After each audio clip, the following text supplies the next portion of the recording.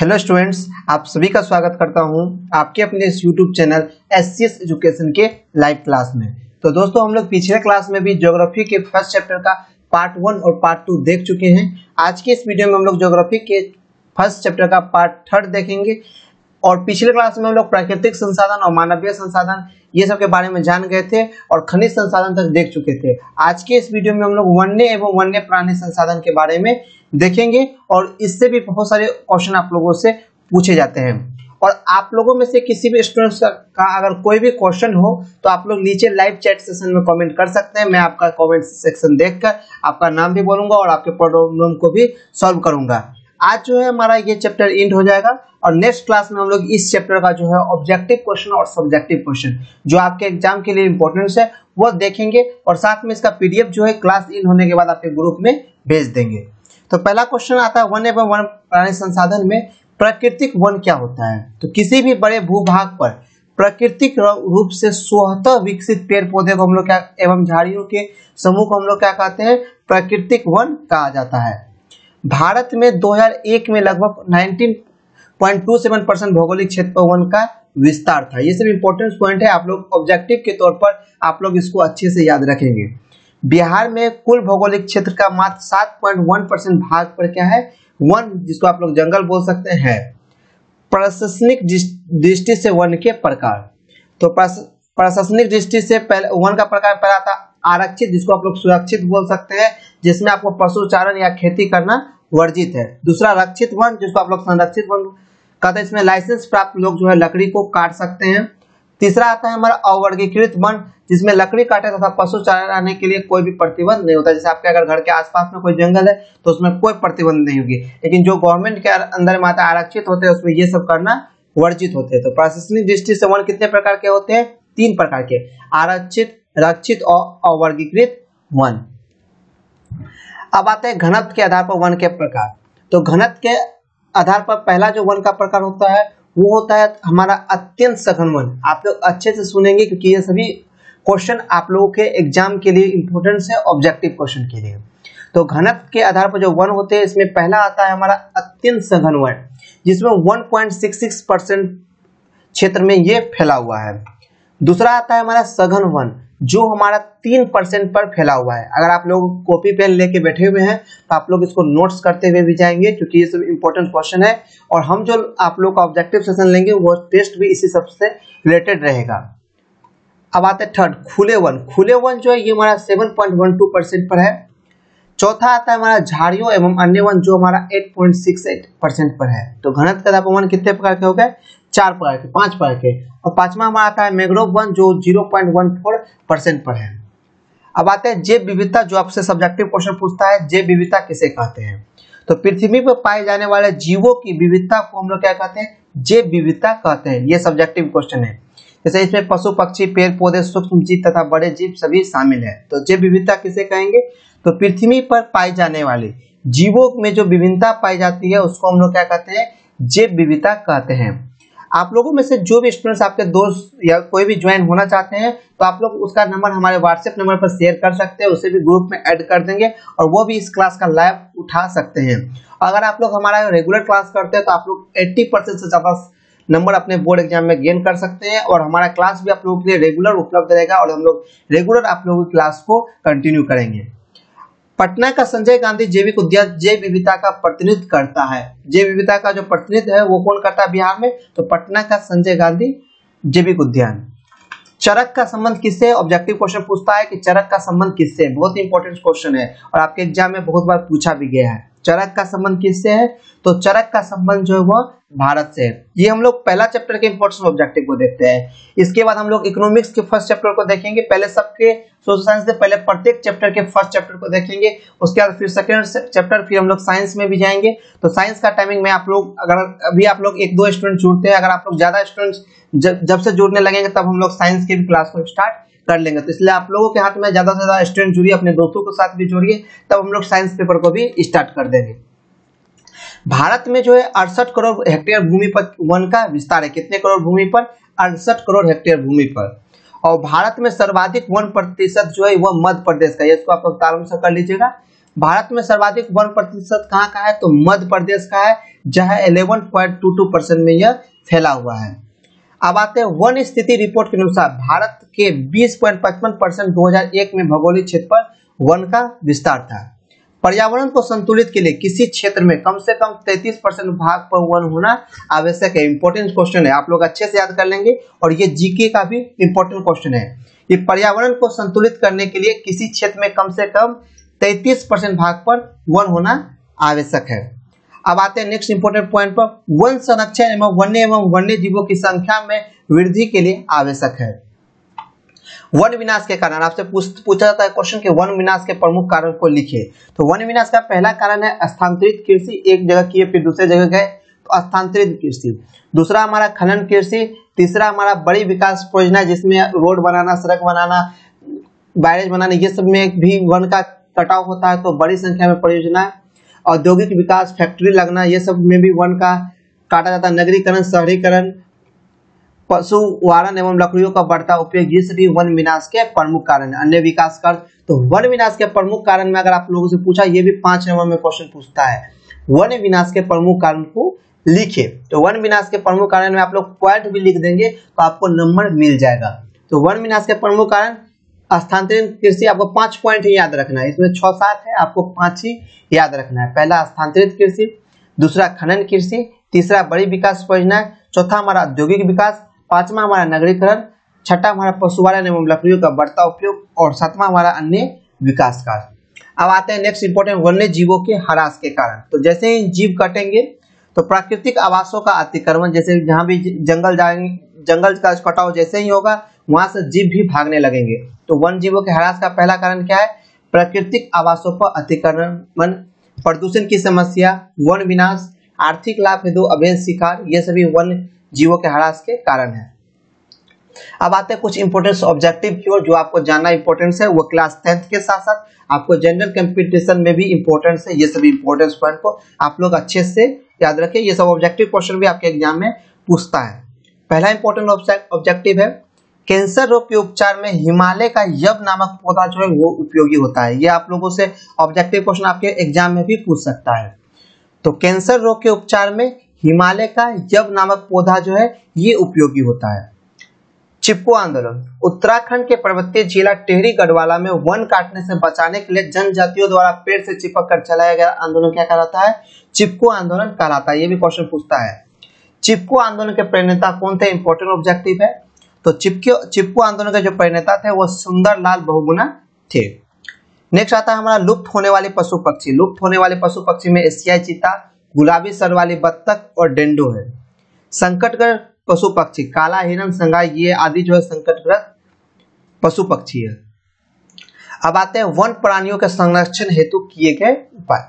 अगर आप लोगों को यहाँ तक समझने में किसी तरह की कोई दिक्कत है तो आप लोग रिपीट कर सकते हैं, अगर नहीं है तो फिर हम लोग आगे बढ़ते हैं। आपको इसका पीडीएफ भी शेयर कर दिया जाएगा, आप लोग पीडीएफ से भी नोट्स अवश्य बना लेंगे, क्योंकि जब भी ऑब्जेक्टिव सेशन या ऑब्जेक्टिव क्वेश्चन या आप लोग सब्जेक्टिव क्वेश्चन बोर्ड एग्जाम में दे तो आप लोगों को अच्छे से तैयारी होनी चाहिए।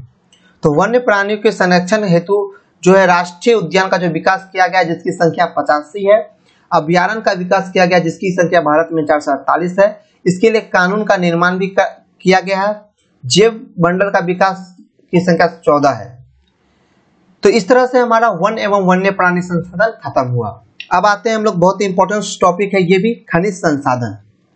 चलिए तब अब हम लोग समझते हैं खनिज संसाधन के बारे में। खनिज संसाधन भी आप लोग के एग्जाम में इंपॉर्टेंस रखता है और आज हम लोग इस चैप्टर को, भारत संसाधन उपयोग को, इस क्लास के दौरान ही खत्म कर लेंगे। तो खनिज संसाधन, तो खनिज हम लोग किसको कहते हैं? तो खनिज निश्चित रासायनिक संयोजन एवं विशिष्ट आंतरिक परमाणु संरचना वाले ठोस प्राकृतिक पदार्थ को हम लोग क्या कहते हैं? खनिज कहा जाता है। खनिज किसे कहा जाता है?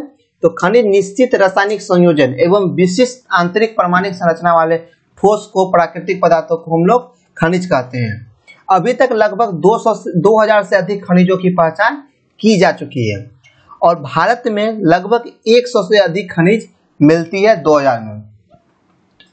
अब आते हैं खनिज कितने प्रकार के होते हैं। ये भी इंपॉर्टेंट क्वेश्चन है, आप लोगों से एग्जाम में पूछता है खनिज कितने प्रकार के होते हैं। तो खनिज हमारे धात्विक खनिज और अधात्विक खनिज। खनिज हमारे 2 प्रकार के होते हैं, धात्विक खनिज और अधात्विक खनिज। अगर आप लोगों से ऑब्जेक्टिव पूछा गया तो खनिज कितने प्रकार के होते हैं तो आप लोग टिकअप करेंगे। खनिज जो है ये हमारे दो प्रकार के होते हैं, पहला हमारा धात्विक खनिज और दूसरा हमारा अधात्विक खनिज।